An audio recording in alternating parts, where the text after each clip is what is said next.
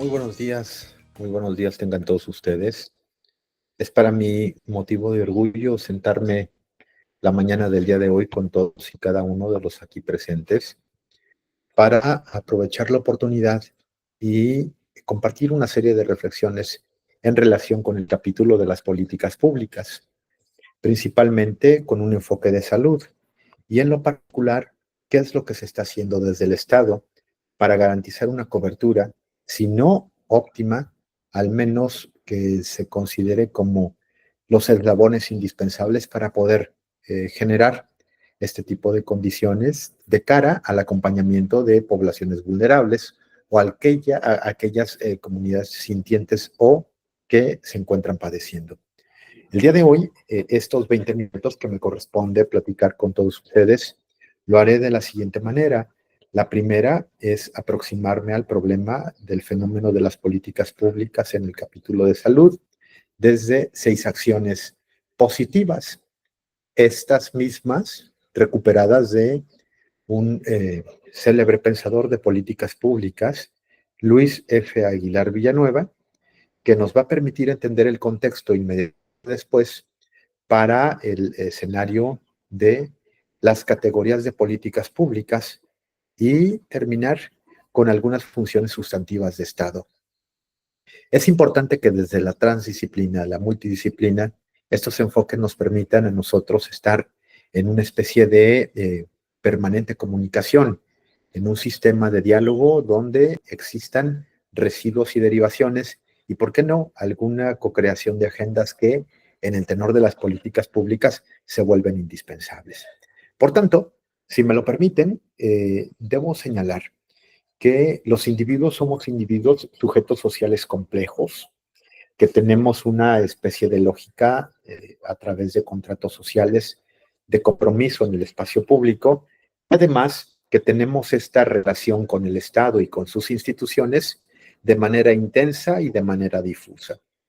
Difusa entendido cuando estamos en los colectivos primarios, en las tribus, en las primarias, en las familias donde se supone estás siendo un sujeto sin rol social en específico, pero además que te permite tender puentes no dentro del marco de la ley, sino de los rituales de convivencia y dentro de los aspectos que se supone están previamente establecidos en un trato de lo cotidiano. El segundo escenario donde los individuos empiezan a tejer redes, donde el otro que se encuentra en el espacio público es una especie de oportunidad y estas oportunidades construyen fenómenos democráticos, bueno, la multidimensionalidad aparece. Y por tanto, en este binomio entre sístole y diástole de los ciudadanos, el sujeto complejo, aparecerán una serie de acciones. Esto lo comparto porque la mayoría de veces podemos estar en un nicho de conocimiento como lo puede ser la medicina, pero sin duda el asistir o tocar puertas en el tenor de vincularte con las instancias gubernamentales tiene otra semántica, tiene otro tipo de diálogo, un entendimiento que debería pasar por cartabones, por fronteras o garitas que nos lleven desde la primera acción, que es la intencional, cómo nos podemos de acuerdo entre los ciudadanos, entre los sectores especializados, para definir metas, objetivos y rutas de acción muy claras y positivas. Así que la primera de las estaciones por donde va a transitar nuestro discurso el día de hoy es la acción intencional. Inmediatamente después viene la acción social, se vincula con la acción política, para después hablar de acciones contextuales, acciones estratégicas y por último una acción gerencial.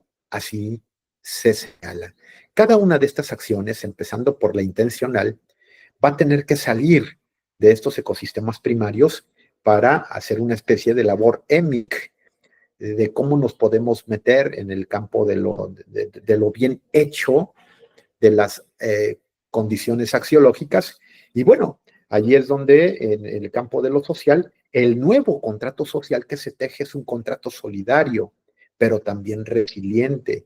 No podemos decir que todo es miel sobre hojuelas y que con una especie de plumazo o a través de un discurso, un eje gubernamental se transforma en una acción sustantiva. Eso prácticamente es imposible. No podemos transitar del discurso hacia la hechura de políticas públicas. Y lamentablemente podemos señalar o identificar alguna serie de gobernantes que te dicen mañana vamos a tener determinadas condiciones, pero si hay un presupuesto previo, coordinado por las cámaras de diputados y senadores, eso se vuelve simplemente demagogia. Entonces, aquí hay un primer problema, del diálogo político a la acción gubernamental a través de agenda. Parece que hay divorcios en la mayoría de las ocasiones, principalmente en las economías emergentes. No solamente por falta de dinero, sino también por falta de capacidad y esta misma que vaya derivando a que uno de los problemas en Latinoamérica no necesariamente es la corrupción, sino más bien lo podríamos señalar que es la impunidad. Si se delinque, al impune no le pasa nada, por eso es impune, ¿no? Entonces, no hay sanción ejemplar que vaya acompañada sobre las funciones que deben desempeñar algunos servidores públicos que tarde o temprano tengan que rendir cuentas sobre lo que hicieron o dejaron de hacer. Así que estas acciones, estos 6 elementos, acción intencional, social, política y la que tiene que ver con el contexto, la estrategia y lo gerencial, se unen en una especie de gran licuado, en un gran combo. Y entonces el sujeto como, acción, como actor social, como acción en específico, va a tener que hacer un efecto dominó. Primero la intención, luego cómo lo pasamos al espacio público, inmediatamente cómo el gobierno adopta la petición de los colectivos y lo traduce en agendas, en co-creación de agendas. Pero para que esto suceda, necesitan grandes mesas de diálogo. Alguien puede decir, oye, y los planes municipales de desarrollo o los planes estatales de desarrollo o el Plan Nacional de Desarrollo, ¿qué es lo que sucede con él? ¿O por qué no alcanza a tener el impacto que se requiere en el capítulo de salud? Y bueno, antes de responder esta pregunta, debo señalar que los planes municipales son susceptibles al final de ellos a ser implementados, pero se exige que al menos el 40% de las acciones establecidas allí se cubran. Y si nos vamos al índice de ciudades prósperas, a los indicadores que puede tener los organismos internacionales como ONU Habitat, es muy distante lo que se plasma en papel con la posibilidad de que se llegue al óptimo social, porque están no solamente carencias presupuestales, sino una especie de autocuidado que a veces nos hace muchísima falta en una cultura positiva de poder responsabilizarnos primero de nosotros mismos para poder después exigir al gobernante. Ustedes lo han visto mejor que yo, como campo especialistas en el campo médico, que ya hay una gran tendencia a el sedentarismo, este sedentarismo con todas las derivadas que tiene, elongamos la temporalidad de vida con cierto tipo de criterios donde hasta el consumo de los alimentos a través de las manipulaciones genéticas con transgénicos, pues están dando salidas que antes no habíamos visto en laboratorios o se están presentando padecimientos que prácticamente son insorteables. No podemos generar condiciones de salud tácita y allí tuvimos el primer ejercicio con esta pandemia pasada del COVID, que no se ha ido, bueno, pues valga el señalamiento. Entonces, este ejercicio de diálogo a través de los planes de desarrollo, que se cumplen medianamente un poquito menos del 40%, 35, 40% cuando muy bien nos va, pues nos hace detener este tránsito y decir, las políticas públicas funcionan, sí, lo que no quizá funcione es cómo los proyectamos en una especie de cronograma, en un gran bloque, a mediano plazo, a largo plazo, porque no podemos señalar el corto plazo porque es la función sustantiva del Estado. Y aquí, lo político con el contexto, que el contexto hace la diferencia, no va a ser exactamente lo mismo porque al menos en México, y eso lo debo señalar, con los más de 2.400 municipios que tenemos establecido, hablamos de una realidad heterogénea y que las brechas de desigualdad, al menos en esta democracia participativa, han catalogado en un gran discurso las zonas de atención prioritarias. Y estas zonas lamentablemente, y no nos llenamos de orgullo al señalarlo, cada vez se vuelven más estridentes, se vuelven más agudas, donde se presentan brotes de violencia a través del hacinamiento, criterios psicoemocionales, donde el mejor de los casos es que puedan algunos de los integrantes de alguna familia cubrir las necesidades básicas de llevar pan a su mesa. Entonces, con esto, con estas acciones, desde lo contextual, nos quedan dos elementos, el estratégico y el gerencial. Si nos vamos a la parte estratégica, aquí es donde empezamos a hacer un trabajo de sinergias entre multicentros, entre distintos actores sociales, y se puede desarrollar un término que ya se ha trabajado en la Universidad de Guadalajara, que es hablar de espacios medicinales, pero a través de una pentagobernanza.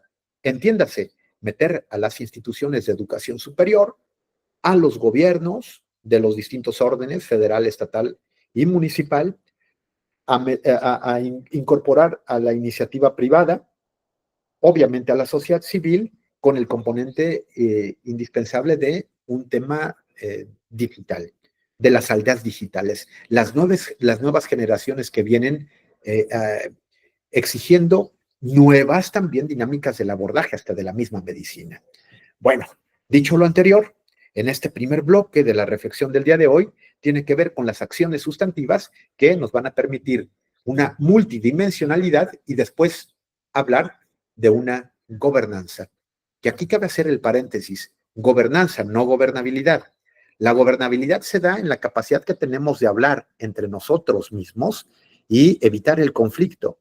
Mientras que la gobernanza, que a veces se utiliza como sinónimo, es la capacidad que tienen las instituciones de ponerse de acuerdo para lograr una meta en común. Por ejemplo, si estamos hablando del capítulo de salud, por supuesto tendremos que hablar de brigadas de prevención del delito, tendremos que hablar de buenos servicios municipales, por supuesto tener un átomo muy bien trabajado con los nosocomios, estar con los regidores o diputados que representan en este caso a la mayoría de los ciudadanos. Y bueno, son distintas instituciones que se ponen de acuerdo y crean la gobernanza. Allí no hay ausencia de gobernanza, sino ausencia de diálogo entre las instituciones. Pero si nos vamos a la gobernabilidad, sí hay ingobernabilidad porque en este caso el gobierno no hace las veces para lo que fue creado. Y vemos manifestaciones, grandes manifestaciones, como en su momento lo pudo haber hecho un colectivo Nariz Roja que ayuda a los pequeños con el padecimiento oncológico, y dicen, no tenemos medicinas. Pero el salir a la vía pública, el manifestarse, el exigir a las instituciones, pues ya tiene un proceso de inestabilidad social. A eso le llamamos ingobernabilidad, y por tanto, las políticas públicas permiten atajar este tipo de condiciones, donde en el mejor de los casos, en las poblaciones vulnerables, como las que tienen el ejercicio el día de hoy sobre el Alzheimer, bueno, díganme ustedes cuáles son las políticas destinadas, las presupuestaciones muy bien etiquetadas para poder paliar el problema de los que padecen esta enfermedad.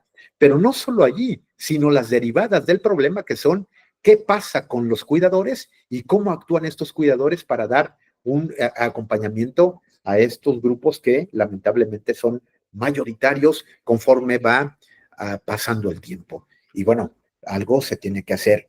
Pero como dicen que no hay presupuesto que alcance, y lo dicen bien, también hay que darle nombre y apellido a las cosas. Hay 4 tipos de políticas públicas. Para los médicos les debería medianamente interesar que dentro de las 4 políticas, lo que nos interesa es el mix scanning y nos interesa la política pública racional. Me explico. Las 4 categorías de políticas públicas son racional, incremental, por las ramas, mix scanning. Y si hablamos de la primera, que es la racional, necesitas atender el problema, remediar la situación que se presente en muy corto plazo, de 1 a 3 meses. Por ejemplo, tuvimos ausencia o la carencia de las vacunas anti-COVID. y espero el término no lo esté utilizando de manera errónea, pero este tipo de ejercicios nos hizo que algunas comunidades se colapsaran, al menos en la Universidad de Guadalajara. Contribuimos con una serie de acciones en específico, en una velocidad altamente funcional, y teníamos puntos de encuentro con aquellos que padecían en cada uno de los centros universitarios, en específico algunos de ellos, CUSIÉNEGA, el CUSEA, el Centro de Estudios de Ingeniería e Industria, y bueno, allí llegaban los que tenían el padecimiento y se les atendía sin bajar del vehículo. Entonces, entre otras cosas, esa política pública racional le permitía a las instituciones del Estado hacer frente común a un enemigo que prácticamente estaba impactando a toda nuestra sociedad. Y lo quiero decir con este ejemplo: la política pública racional resuelve el problema de manera inmediata, lo ataja y le pone un tiempo para poder evaluarse en la medida de que se contribuye a la solución del problema. Las otras dos, que no necesariamente son menos importantes, sino la que tiene que ver con lo incremental y por las ramas, es la política pública de largo aliento. No te va a resolver pronto el problema, pero aquí hay una condición natural en el campo de la salud. O atiendes una peritonitis, rápido se te muere. O atiendes una persona con algún tipo de padecimiento cardíaco, o atiendes o que te muere. Entonces, las otras dos políticas públicas se extienden en el pacto del campo público, en el campo del espacio público, como lo diría Hannah Arendt. Y quizá el bache, aunque es importante para el traslado de enfermos a través de ambulancias, pero no necesariamente te compromete el que pueda llegar o no a una unidad de atención médica, a la Cruz Roja o a un hospital de primer nivel. Así que bien podría esperarse el tema del bache, pero no podría esperarse la atención médica con los medicamentos dentro de los hospitales que se encargan, pues, al final de cuentas, de ser el principal eslabón y el último de la garantía de que estemos bien como ciudadanos. Lo digo porque los objetivos futuros que se validan, entre otros que podrían ser también bastante interesantes, nos hablan de un proceso de gobernanza que lleva subsidios.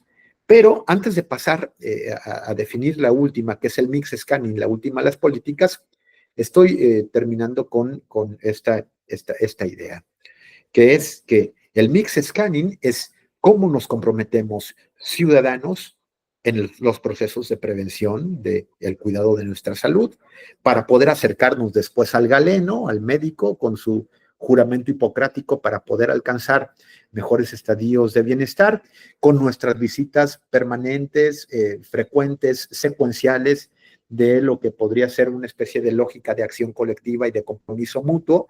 Y por el otro lado, pues que los que se encargan de la administración pública gubernamental tengan los presupuestos etiquetados para poder darle también al sector salud una especie de reconocimiento para las decisiones sociales que se vayan a necesitar en ese mismo tenor. Entonces, concluyo esperando que haya sido del agrado este tipo de reflexiones, y por supuesto estoy atento a las consideraciones que ustedes me hagan a través de Genaro, que ya lo conocen, extraordinario hacedor de políticas públicas de intervención y temas científicos. Bueno, yo les diría que el gobierno, el Estado, el gobierno, a través de la ficción Estado, debe garantizarte salud, seguridad, educación y trabajo. Salud, seguridad, educación y trabajo. Sin salud, todo lo demás se compromete. No hay posibilidad de que tengas un buen trabajo, ni siquiera que asistas a él, un tema educativo, porque tampoco el colapso de las instituciones, ya lo vieron con el tema de los aerosoles, el hacinamiento, los salones no necesariamente están muy bien distribuidos, tienen una hechura del siglo pasado, y bueno, todavía estamos bancarizando el conocimiento que tiene que ser la presencialidad como el eslabón que te garantiza calidad educativa, que no es cierto, y por tema de seguridad, estamos dejando de lado las pautas eh, psicoemocionales que a veces no son ni siquiera tomadas en cuenta para los grandes escenarios que al día de hoy nos comprometen. Yo debo decirles que si a alguien tuviésemos que reclamar, serían las 5 IES. Va con esto y esta es la salida. Impotencia, incompetencia, ineficiencia, insuficiencia, ilegitimidad. Repito, impotencia del ciudadano al tratar de comunicarse con autoridades que no escuchan o que no resuelven. Incompetencia de los servidores públicos que no saben qué hacer cuando se sientan en la silla y no tienen definidas ni siquiera las reglamentaciones que les lleve a las obligaciones tácitas de un encargo. Y allí también hay corrupción. Si no se está preparada para el cargo público, también es corrupto el sujeto que se hace parecer que sí. Ineficiencia, porque no alcanzamos a decir que las instituciones que tienen cierto tipo de características resuelven de manera inmediata.